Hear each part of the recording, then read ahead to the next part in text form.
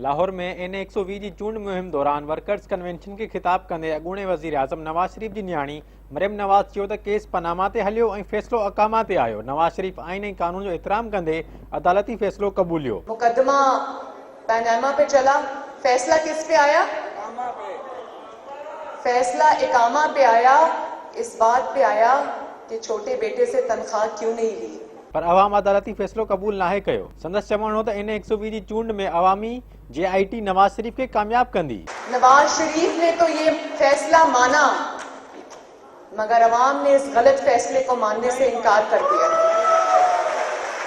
मरियम नवाज चयो त नवाज शरीफ सां मोहबत कंदड़ हर माण्हू नवाज शरीफ जो केस विढ़ी रहियो आहे। अवामी JIT जो फ़ैसिलो सभिनी खे क़बूल करणो पवंदो। हुन चयो त NA-120 जो अवाम पंहिंजे वोट ऐं हक़ जे हाकिमियत लाइ जंग कंदो। संदसि चवणु हो त वोट जे तक़दुस ऐं अवामी हुकूमत लाइ जदोजहद करणी पवंदी। अवाम की अदालत जो फैसला देगी, आप जो फैसला देंगे वो हर किसी को मानना पड़ेगा।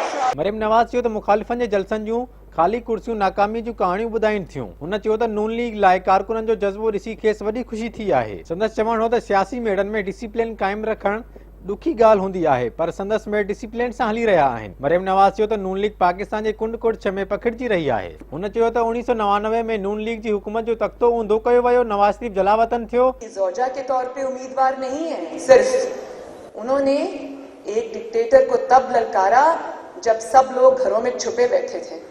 पर हुन पार्टी जूं वागू न छॾियूं। संदसि चवणु हो त औरतुनि खे सियासत में पाण मञाइण लाइ वधीक महिनत करणी पवंदी।